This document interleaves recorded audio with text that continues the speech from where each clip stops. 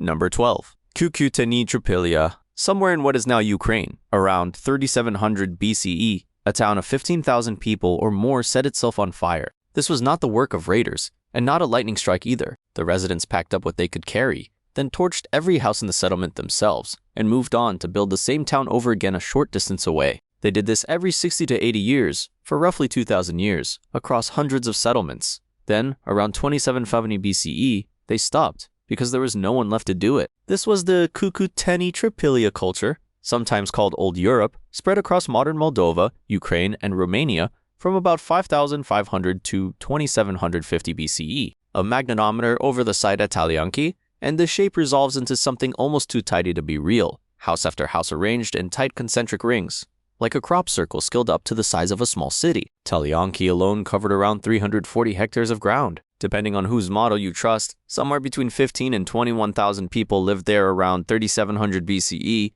centuries before Uruk in Mesopotamia reached a comparable size. And here is the detail that should stop you. Search Liangju for a palace and you find nothing, because there was never a temple or a throne room either, and the emptiness runs all the way down to the elite quarter and the burial ground, where no grave has ever marked out a ruler, a city bigger than the first cities we credit with inventing kingship. And it seems to have had no king at all. We're not saying Liangju was some prehistoric experiment in living without a ruling class, but it is a little strange that history's first true megacities managed just fine without a palace, a throne, or anyone buried like they mattered more than their neighbors, while almost every city that came after them seemed to need exactly that. In 1997, archaeologist Mirjana Stevanovic, working with Ruth Tringham at UC Berkeley, ran an experiment to test what actually happened during these burnings. Earlier attempts to recreate the fires by Bankoff and Winter in 1977 had produced houses that were barely 1% vitrified, the daub only lightly scorched. But the real archaeological remains show extensive vitrification, clay fused almost to glass. That takes sustained, controlled heat well beyond what a house fire manages on its own. Tringham and Stevanovic named the pattern the burned house horizon, and their work proved something specific.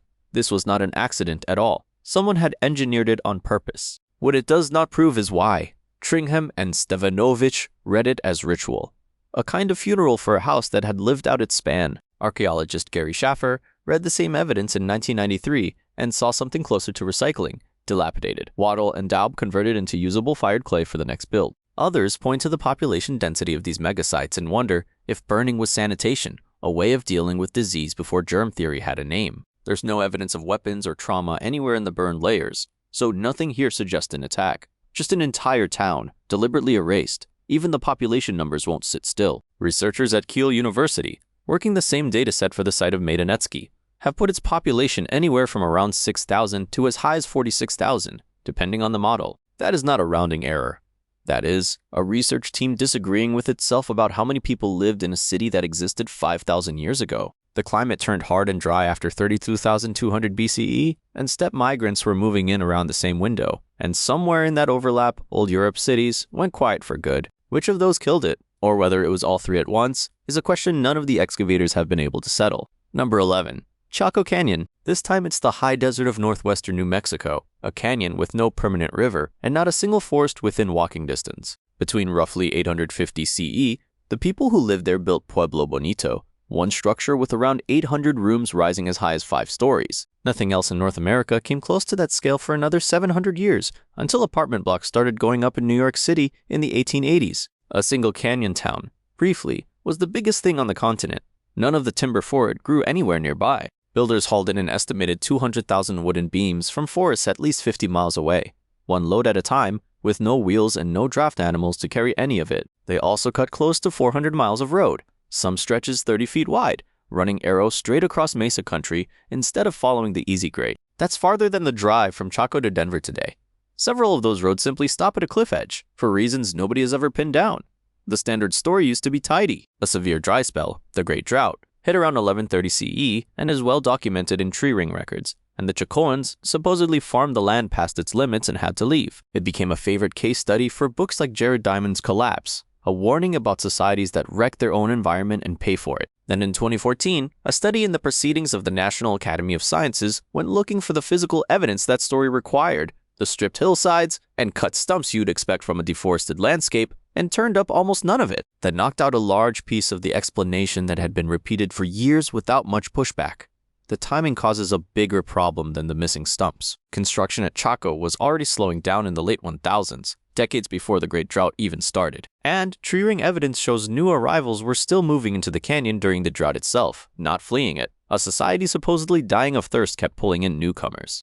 So what actually broke it? Physical anthropologist Christy Turner, working out of Arizona State University, spent years examining bone assemblages across the Southwest and in 1999 published Man Corn, documenting 76 sites he interpreted as showing cannibalism, patterns he argued were staged deliberately as terror to control labor and enforce a hierarchy. Other archaeologists reject nearly every part of that reading, questioning the taphonomy and the framing of the claim itself. No side has won that argument. The drought doesn't line up with when construction actually stopped. The self-destruction story lost its evidence in 2014, and the terror thesis remains one of the most contested ideas in American archaeology. Something emptied out a city that took 3 centuries to build, and it happened within a few generations. So which gave out first? The climate, the belief system that held Chaco together, or the men enforcing it through violence? And why has nobody managed to prove it in more than 100 years of digging in that canyon? Chaco's roads still lead nowhere anyone can explain, and its drought timeline never lined up with when construction actually stopped. Number 10. Nabta Playa. Nabta Playa sits in the Nubian desert of southern Egypt. In 1974, American archaeologist Fred Wendorf was surveying a dried-up lakebed in the Nubian desert, about 100 kilometers west of Abu Simbel, when he found stone slabs poking up through the sand where no stone slabs had any business being. The place was called Nabta Playa, a basin that only filled with water when the rains came, and by the time Wendorf got there, the rains had stopped coming 5,000 years earlier. What he eventually uncovered was a small ring of upright stones, roughly 4 meters across, with paired gate stones that some researchers say frame the sunrise on the summer solstice, the day the seasonal lake used to fill. Nearby, excavators found something stranger still. Under stone-covered mounds were cattle skeletons, buried whole in clay-lined chambers, sacrificed and interred with the same care people usually reserve for their own dead. The calendar circle predates Stonehenge by roughly 2,000 years. Wendorf and his colleague Romualdchild spent the early 1990s digging through the site's full sequence, and what they found was a society that had no business existing this early. By 5,500 BCE, these were organized cattle herding communities, building megaliths, and burying livestock, as if the animals mattered as much as people did. That alone rewrote the timeline for organized ritual life in Africa. Then came the argument over what the circle actually was. Wendorf's own team, working with astronomer J. Nakim Malville, proposed the stones aligned to the rising of Sirius around 4820 BCE. In 2002, astrophysicist Thomas Brophy published a competing reading, arguing the stones mapped Orion's belt and dated closer to 6270 BCE. In 2007, Malville, Wendorf, and Child fired back in print, calling Brophy's date about 1,500 years too early for the site's own construction sequence. That is the excavation team disputing a rival's date for its own centerpiece, whichever date holds. The two proposed timelines sit roughly 1,450 years apart on their own, a span wide enough to run the entire recorded history of Islam and still have centuries to spare. But the dating fight isn't the real problem. The real problem is who these people were and what happened to them. Physical anthropology points to a population of mixed sub-Saharan and North African ancestry. Linguist Christopher Ehret has proposed they spoke a Nilo-Saharan language based on the pattern of their material culture, but nobody has decoded a single word. Their identity is inferred, not read. Wendorf and Child's most contested claim goes further still. They argued this cattle cult, this instinct to align stone to sky, migrated north into the Nile Valley as the Sahara dried out between 6,000 and 34,000 BCE, and resurfaced later in Egyptian religion, in the cow-headed goddess Hathor, in the solar alignments of Egyptian temples, maybe even in the symbolism of kingship itself. You can see why it's tempting to draw a straight line from these cattle-worshipping stargazers to the god-kings of Egypt. Mainstream Egyptology won't take that step. Not on a bridge this thin, no genetic trail, no unbroken settlement chain, no artifact sequence linking Nabta's herders to the first pharaohs. Only timing and resemblance across 2,000 years and hundreds of kilometers of empty desert. So the herders vanished into the drying sand sometime after 3,400 BCE, a few centuries before Egypt crowned its first king. Whether they carried something with them into that new kingdom, or whether the resemblance is just two people, on two ends of the same desert, arriving at the same idea alone, is still an open argument nobody has closed. Whatever Nabta's herders carried with them into Egypt, they left the argument over it wide open behind them. Leave the desert behind too, for a flooded river delta in China, where a whole culture built its way around water until it didn't. Number 9. the Liangju culture. Somewhere beneath a rammed earth mound near modern Hangzhou, archaeologists found a granary that had burned. Inside it were the charred remains of roughly 15,000 kilograms of rice, enough to have fed a large population for a long stretch of the year. The mound itself, called Mohioshan, was an elevated palace platform covering about 30 hectares built by hand out of packed earth around 5,300 years ago. Whoever ran this place clearly wasn't scraping by, and the walled city built around that mound proves it wasn't a fluke either. The interior of that walled city covered roughly 290 hectares, an area not far off the size of Central Park in New York, laid out with clay walls and 6 gates, centuries before anyone in Egypt broke ground on the Great Pyramid. And this wasn't just a farming settlement that got lucky with size. In 2017, a team led by the Obin published findings in PNAS describing a formal system of high and low dams, canals, and reservoirs built around the same time. The oldest large-scale water management network yet found in China, older than the Great Wall by about 3,000 years. That's the part worth sitting with.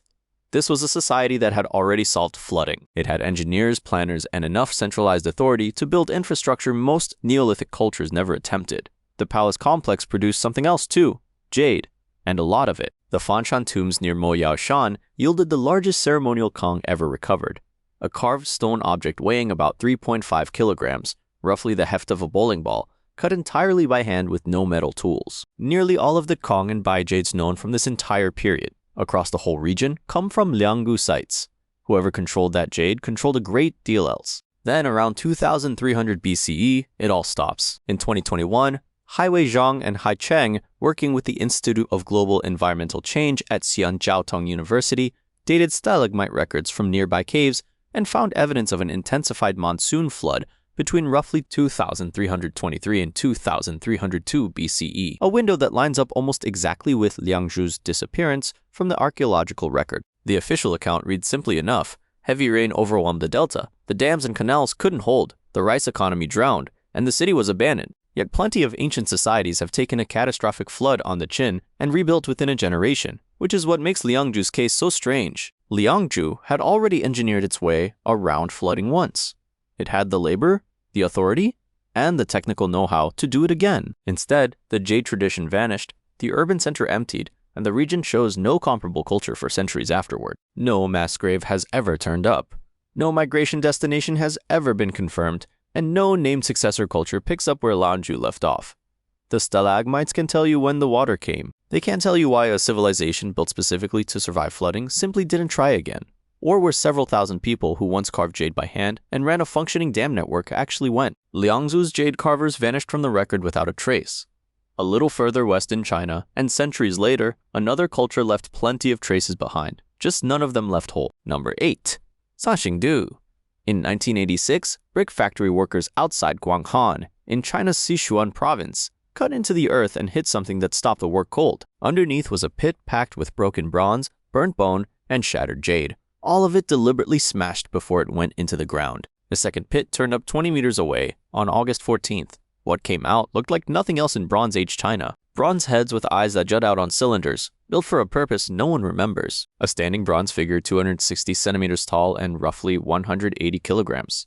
Taller than an NBA center and heavier than 2 grown men put together. A bronze tree almost 13 feet high. Birds still perched on its branches after 3 millennia underground. Elephant tusks, dozens of them, laid out in a landlocked province with no wild elephants of its own. None of it had been looted. None of it had been used to bury a king. Between 2019 and 2022, teams from the Sichuan Provincial Cultural Relics and Archaeology Research Institute and Peking University opened 6 more pits. Combined with earlier finds, the site has now produced more than 17,000 artifacts, including a gold mask fragment, 84% pure gold, torn before it went into the ground. The walled city itself covers 3.6 square kilometers, nearly twice the size of Monaco, and stood occupied for roughly 2 centuries. Whatever happened in these pits happened inside a settled city, not a camp thrown together and abandoned. A 2025 study in the Journal of Archaeological Science tried to trace where the bronze came from. That question is still open, and so is a much bigger one. To the north, at Hanyang, the Shang dynasty was carving oracle bone script into turtle shells and writing down the names of its kings as this city stood. You would expect a civilization capable of casting a life-size bronze man to leave some word of who it was. No inscriptions have turned up at Sanxingdui, and no seals or confirmed symbols of any kind either, so it never did. Then there are the burial pits themselves. Ritual sacrifice would explain gifts to the gods, political purge would explain destroyed royal symbols, and war would explain the burning. None of the three explains the sequence. Smash it, burn some of it, then bury it carefully enough to survive 3,000 years. 2023 paper in the journal Antiquity still calls the reasoning behind that sequence unresolved. The leading theory for why the city emptied out around 1150 BC involves an earthquake, a landslide, a rerouted river, and a water supply cut off. And even its own researchers call it speculative. It still does not explain why anyone facing a flood would stop to smash their own gold mask first. The only text that names a ruling family here, the Chronicles of Huaiyang, was written more than 1,000 years after the city emptied out, roughly the same gap separating us from the Viking raids on England. Everything closer to the source stayed silent. Whoever they were, they left behind some of the finest bronze work in the ancient world, skilled enough to cast a life-size man in metal. So who decided that all of it, the masks, the tree, the gold, had to be broken first and buried where no one was meant to find it again? Nobody has settled who did the smashing at Sanxingdui, or why, in southeastern Africa. A different argument raged for decades, not over who broke a city, but over whether the people who built it deserve the credit at all. Number 7. Great Zimbabwe. Southeastern Zimbabwe, near modern Masvingo, a wall of granite curves for 250 meters, up to 11 meters high, close to the height of a 4-story building, and longer than 2 football fields laid end to end. No mortar holds a single block in place. Every stone was cut, shaped, and stacked by hand, then left to carry its own weight for more than 700 years, and the wall is still doing exactly that. Construction began around 1250 CE, more than 2 centuries before Columbus crossed the Atlantic, and the site grew into the capital of a trading empire reaching the Indian Ocean coast. Inside the great enclosure stands a conical tower, solid stone, over 9 meters tall, with no known interior function anyone has ever pinned down. Above it, the hill complex looks out over the valley from a granite hilltop, built for a city holding tens of thousands of people, not a village and not a fort. You could decide the tower was a granary, a symbol of royal power, or something closer to a temple. Every one of those readings has been floated at some point. None has ever been confirmed, because nothing was ever found inside to settle the question. In 1905, David Randall Mishever led the first scientific excavation of the site for the British Association, and what he pulled from the soil answered a question the colonial government badly wanted left alone. The pottery, the ironwork, and the building style all pointed the same direction. African hands, ancestors of the Shona people, not Phoenicians or a lost biblical kingdom, as earlier visitors like Karl Mach had guessed. Gertrude Caton Thompson confirmed it again in 1929 with her own independent dig, and Rhodesian officials still spent decades pressuring museum guides to avoid saying so out loud. African authorship only became official consensus in the 1980s. Trade goods recovered here include Chinese seladion and blue and white porcelain, Persian glazed pottery, glass beads, Arabian coins, and crucibles used for working gold, tying this inland city to ports as far as Kilwa on the Swahili coast. Estimates of peak population run as high as 18,000, putting it in the same bracket as York, one of medieval England's larger cities at the time. A more recent statistical study puts the ceiling closer to 10,000. Those two numbers sit almost a doubling apart, and the gap has never been closed. That gap matters, because it feeds directly into the argument researchers still haven't settled. By the early 1400s, people were leaving. By the 1500s, the city stood mostly empty. Innocent Pikirai at the University of Pretoria points to water stress, worsened by a severe drought and locust plague around 1429. Shadrach Shiriker and his collaborators point instead to political fracture, royal succession disputes pulling power outward to new centers like Mutapa and Torwa. A third camp blames a shift in trade routes down the Zambezi, cutting the city off from the goldfields that made it rich. Nobody has reconciled those cases, and the population figure that might settle the old overpopulation theory is itself still disputed. So a city that stood for 3 centuries, built without mortar and still holding its shape today, emptied out slowly enough to leave no single moment behind it. What actually made tens of thousands of people walk away from a wall built to outlast them? Great Zimbabwe's granite walls outlasted the people who built them by 700 years and counting. Across the Atlantic, in the jungles of Central America, whole cities pulled off the same trick. Number 6. The classic Maya collapse in the city of Copan. A ruler took the throne who may not have even been entitled to it. His name, recorded on Altar Q, was Ukit Tuk, patron of Flint, and Altar Q traces his dynasty back to 426 TC. He would also be the last. The dynasty's authority ends around 763 CE, and within a few decades, the workshops that carved royal monuments went quiet. Plazas built for thousands stood empty. Copan's population had peaked near 28,000 in the mid-400s, then began a long decline after 750, falling to roughly 15,000 by 900 and under 1,000 by 1200. Tikal, a city that once housed something like 100,000 to 120,000 people, rivaling the largest cities in early medieval Europe, carved its last date in 869 and then stopped carving anything at all. Across the southern lowlands, the pattern repeated. Cities that had spent centuries raising temples and carving their own histories into stone simply stopped. Dated monuments rose from about 10 a year, around 514 CE, to roughly 40 by 750, then fell back to 10 by 800, and to 0 by 900. The clearest lead on why comes from a cave. In 2012, Douglas Kennan and colleagues, publishing in Science, pulled oxygen isotope readings from a stalagmite in a Maya lowland cave and lined them up against a drought that ran roughly a century. The stone had recorded rainfall the way tree rings record years that lined up with the abandoned cities.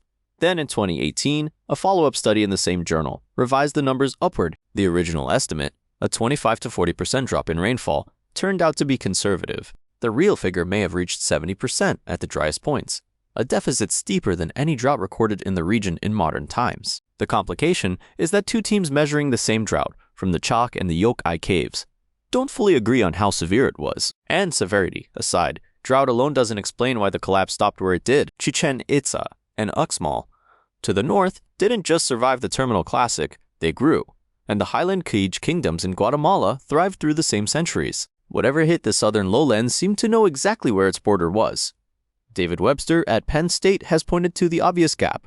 People facing a dry well can walk to another well. What they can't easily do is keep believing in a king whose entire claim to power was control over the rain.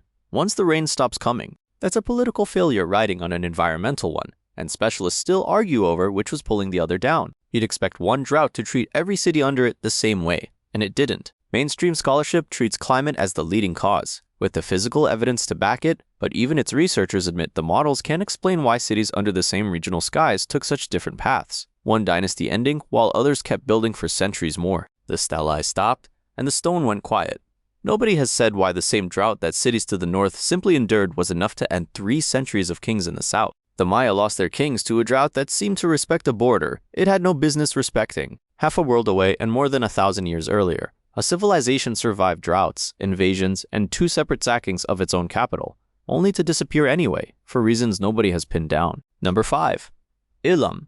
At the British Museum, a stone relief from the Palace of Nineveh shows a king in his final hour. His name was Tiumen, ruler of Elam, wounded at the Battle of the Ulai River in 653 BC and killed soon after, the defeat carved into the wall for the Assyrian court to admire. 6 years later, in 647 BC, the Assyrian king Ashurbanipal marched into Susa, Elam's capital, and by his own account, tore down its ziggurats, broke open its royal tombs, and deported what was left of the ruling family. That is the moment historians usually point to when they explain how Elam ended.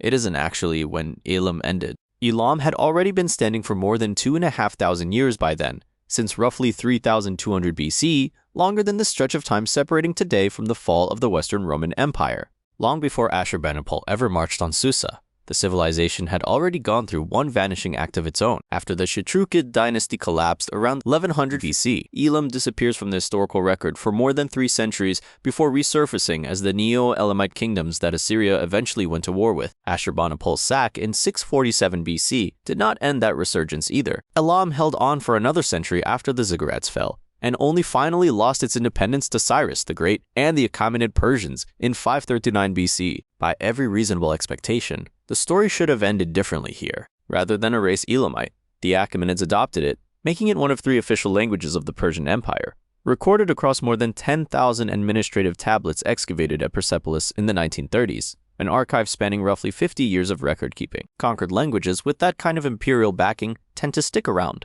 the way Coptic outlasted the religion it was born to serve, or the way Aramaic is still spoken by communities today. You would expect a language with that kind of official backing to survive somewhere, in some form, and Elamite did not. The last securely dated Elamite text was written around 350 BC, and after that, essentially nothing remains. No Creole, no dialect pocket, no later community that kept calling itself Elamite. Nobody has ever pinned down why a language with official imperial status for well over a century simply stopped being spoken, while its neighbors held on for millennia longer under far worse treatment. Underneath that ending sits a second, older puzzle. Elamite itself is a linguistic isolate, related to nothing else confirmed on Earth, so where it came from is as open a question as where it went. In 1967, the linguist Igor Diakonov proposed a link to the Dravidian languages spoken today across southern India, a case David McAlpin expanded in the 1970s. It has never become the accepted position, and most specialists still file Elamite under unrelated to anything. Elam's own earliest voice is still locked away too. Proto-Elamite script, written around 3200 BC, has never been read by anyone. In 2023, a researcher named François Desse and his colleagues claimed to have finally cracked the later linear Elamite script, a claim that made headlines, but other Elamologists looked at the same signs, disagreed, and that argument is still running today, unresolved. Politically, the story more or less checks out. Assyria weakened Elam, Persia absorbed it, and the language faded out somewhere in the transition. None of that touches the ending itself. The total, clean vanishing of a people who had every institutional reason to survive and did not. So the tablets sit in drawers, thousands of them, most in a script nobody can confidently read yet. Whatever explanation Elam had for its own disappearance may already be written down, in its own hand. It's just that no one alive can read it yet. Quick one, since you've made it this far, if you're still with us this deep into the countdown, this channel was built for you. Hit subscribe. Now, back to it. From Elam's slow fade to something far more sudden, we're crossing back over the Atlantic to North America. Number 4.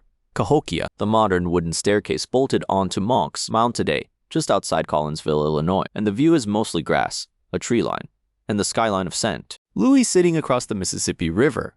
Nothing about it screams biggest city in North America, but around 1100 CE, that is exactly what stood here. Cahokia was a Mississippian city, built by farmers who grew maize along the river bottomlands and used the surplus to fund a building project on a scale nobody else in North America matched for centuries. At its peak, the site covered roughly 4,000 acres and held about 120 earthen mounds, all of it raised by hand, one woven basket of earth at a time, without a single wheelbarrow, cart, or ox to help move the load. Monk's Mound alone rose about 100 feet, ran 1,000 feet long, and covered more than 14 acres at its base, a footprint in the same range as the Great Pyramid of Giza. It remains the largest prehistoric earthen structure anywhere in the Western Hemisphere. Population estimates for the city and its surrounding farmland run as high as 50,000 people. That puts Cahokia in the same range as London. At the very same moment in history, a Native American metropolis that rivaled a European capital sat on the Illinois floodplain, and most people have never heard of it. Then, over roughly a century and a half, it emptied. By around 1400 CE, the site was practically deserted, abandoned about 100 years before Columbus ever reached the Americas. Nobody who wrote in a European language ever saw Cahokia occupied. For decades, the textbook answer was environmental collapse, either drought that crippled the maize harvest, or deforestation from all that mound building and firewood use that triggered erosion and flooding of the farmland. Both were treated as settled fact. Then researchers went looking for the physical proof. Caitlin Rankin, during her doctoral work at the University of Illinois Urbana-Champaign, cored the soil around the site for the flood, sediment layers, a deforestation collapse should have left behind. She found none, despite confirming heavy timber use around the city. In 2024, Rankin and Natalie Mueller of Washington University in St. Louis published a follow-up in the journal The Holocene, testing the drought theory the same way, checking isotope and vegetation data for the prairie grass takeover that mass crop failure should produce. That signature was not there either. So the two leading explanations, the ones that had explained Cahokia in documentaries and textbooks for a generation, both failed the test of the dirt itself. What is left is factional conflict, a loss of centralized authority, maybe a slow voluntary dispersal toward kin and better land elsewhere. Mueller and Rankin's own conclusion is that the real picture is likely complicated, which is scientist for we don't actually know. That is an unusual thing to hear about the largest city north of Mexico before European contact. Tens of thousands of people built a city that once rivaled the biggest capitals of medieval Europe, and then, within a few generations, walked away from it, and the ground under Monk's Mound has yet to tell anyone why. Cahokia's people walked away quietly enough that nobody has agreed on why. Number 3, the Minoans. In 1967, the Greek archaeologist Spiridon Marinatos began digging into a hillside of pumice on the island of Thera in the Aegean. What came out of the ash was a whole town. Multi-story buildings stood where they had stood for 3,500 years. Streets still ran between them, and frescoes of ships and swallows still covered the plaster walls. It looked like a Bronze Age Pompeii, buried by ash instead of lava. But there was one difference that took longer to notice than it should have. Nobody dug up a single skeleton. The people of Rakhigarhi had time to leave before the mountain went off. What buried their town was the Terra eruption. And it did not go quietly. It registered a 7 on the Volcanic Explosivity Index, the same scale that puts Krakatoa's 1883 blast at a 6, and marine surveys carried out between 2015 and 2019 put the ejected material somewhere between 28 and 41 cubic kilometers. Ash from the blast reached the island of Anafi, 27 kilometers away, and buried it 3 meters deep. Pumice from the same eruption has turned up 250 meters above sea level, roughly the height of a 60-story building, carried there by a column of debris that punched into the stratosphere. It was one of the largest explosions humans have ever left evidence of. The date of that explosion has become its own quiet war inside archaeology. In 2018, a team publishing in Science Advances used an annual radiocarbon record to place the eruption in the 16th century BCE, most likely between 1619 and 1596. 2023 study in Scientific Reports backed that up, dating a buried olive shrub on the nearby island of Thiraja to the same mid-16th century window. 2 different methods landed in nearly the same place, except archaeologists working from Egyptian pottery sequences keep landing somewhere else entirely, closer to 1550 to 1480 BCE. In 2018, the researcher Pearson and colleagues traced part of that disagreement to the radiocarbon calibration curve itself, which means even the ruler used to measure the date carries its own uncertainty. That gap matters more than it sounds like it should. The actual collapse of Minoan Crete, the palace destructions at Knossos and Phaistos, happened around 1450 BCE, that is decades after the eruption at best, and by some readings, more than a century. Afterward, Linear B script starts showing up at Knossos, the writing system of Mycenaean Greek, alongside Mycenaean weapons and burial styles. Somebody new was running the palace. Mernatos believed the volcano killed Minoan civilization outright, and for most of the 20th century, that was the version in the textbooks. You can see the appeal of his single eruption as one clean villain, and it fed the Atlantis legend besides, a better story than it ever was evidence. The dating gap he never lived to see fully measured is the reason that clean versions stopped holding together. Most historians now settle for a staged decline. The eruption weakened Crete, and something else, invasion, a run of earthquakes, or its own administration falling apart, finished the job later. The evidence supports that much of the story. What nobody has produced is an agreed chain connecting the volcano's actual date to the destruction layers that follow it, sometimes by a century or more. So the Minoans did not simply vanish under ash, whatever the postcards imply. Somewhere between a column of pumice over Thera and a Mycenaean scribe writing Linear B in a Cretan palace, one of the Bronze Age's great powers came apart, and nobody can yet say in what order. The Minoans at least left behind a script that later got read. Number 2. The Indus Valley Civilization. It left thousands of examples of its own script and 100 years of failed attempts to read a single line of it. In 1924, an archaeologist named John Marshall stood up and announced something nobody in the field had expected. 2 dusty ruin sites, one called Harappa and one called Mohenjo-Daro, were not separate curiosities. They belonged to the same lost civilization, one whose true size nobody had yet grasped. What Marshall's teams eventually uncovered was a city built on a grid, centuries before anyone thinks to invent the grid. Mohenjo-Daro had a great communal bathing pool lined with waterproofed brick, a raised citadel, and covered drains running beneath its streets. Harappa had matching brick sizes, matching seals, and matching weights, used the same way hundreds of miles apart. At neither site have excavators ever turned up a palace, a throne, a royal tomb, or so much as a portrait of a king. The scale of it is the part that tends to stop people. At its height, around 2600 to 1900 BCE, the Indus Valley civilization covered roughly 1.25 million square kilometers, a footprint larger than Egypt and Mesopotamia combined, spread across more than 1,000 identified sites. Mohenjo-Daro alone may have held around 40,000 people, at a time when most human settlements on Earth numbered in the hundreds. Then, between 1900 and 1300 BCE, the cities emptied out. In November 2025, Dr. Vimal Mishra and his team at IIT Gandhinagar published a study in Communications, Earth and Environment, built from stalagmite records and lake sediment cores across northwest India. They identified 4 major droughts, each lasting more than 85 years, with the final one stretching 113 years, long enough that generations were born, farmed a shrinking floodplain, and died without ever seeing the good years their grandparents remembered. The standard explanation points to these droughts, combined with a weakening monsoon and a drying, migrating river system, quietly pulling the ground out from under Harappan agriculture, with people dispersing towards smaller villages rather than fighting to hold the cities. It is a sound explanation, though it leaves plenty unaccounted for. Excavators have combed Mohenjo-Daro, Harappa, Dholavira, and Rakhigarhi for a century and found no mass graves, no burned palaces, no invading armies' weapons. A civilization organized enough to standardize its brick sizes across a subcontinent, apparently never organized so much as a recorded evacuation plan. It would be tidy to say the Harappans simply told us what happened and we just have not translated it yet. More than 4,700 inscriptions survive on their seals and tablets, and more than 100 attempted decipherments have failed since the 1920s, longer than it took to crack Egyptian hieroglyphs and cuneiform combined. The city that measured its bricks to the millimeter left us a script that still refuses to say a single confirmed word. So the droughts explain the stress. They do not explain the silence or the missing bodies, or why a population this disciplined chose to walk away instead of dig in. Somewhere under the mud of a dried-up river, a civilization that never lost a war seems to have simply stopped being a civilization at all. What would it tell us?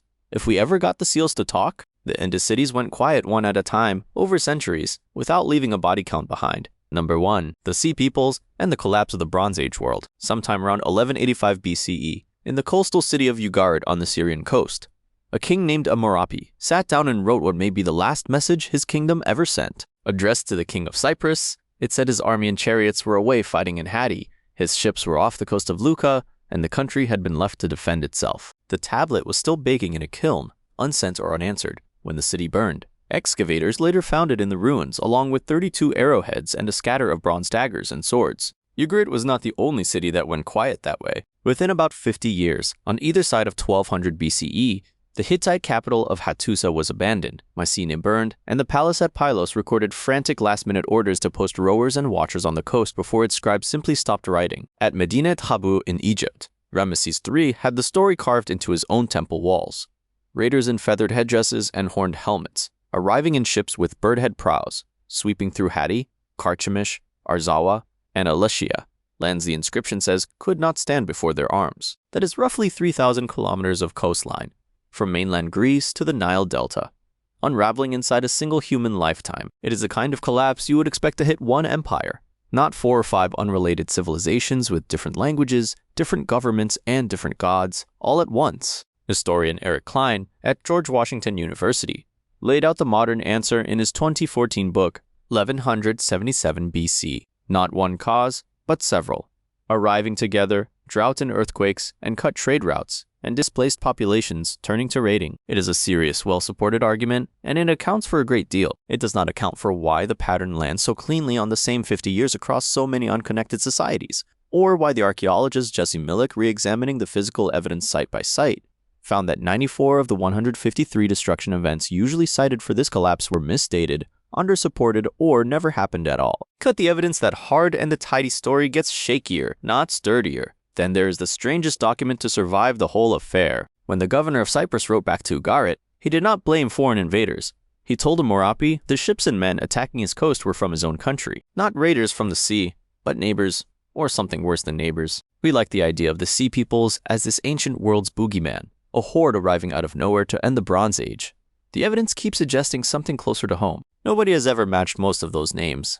Sheridan, Shekelish, Taker, Weshesh, to a place on a map with any real confidence. Somewhere between drought, earthquake, and betrayal, an entire interconnected world went dark within one lifetime, and the last king of Ugarit never got an answer to his letter. That world held together on a single fragile arrangement. Bronze itself needed tin from one distant region and copper from another, which meant every workshop and every army depended on ships and roads and treaties staying open across thousands of miles, year after year, without anyone in Ugarit ever having to picture the mine or the convoy that made it possible. Nobody wrote down a plan for what happens if all of it fails at once, because nobody thought it could. We live inside the same kind of arrangement now, just with different metals in different oceans, trusting that the ports and the power grids and the supply lines holding up an ordinary day will simply still be there tomorrow. Hammurapi never learned how many separate failures it took to end his world, only that it ended fast. If an entire Bronze Age could go dark in one lifetime without anyone seeing the whole picture until it was over, the only honest question left is whether you would recognize the early signs in your own.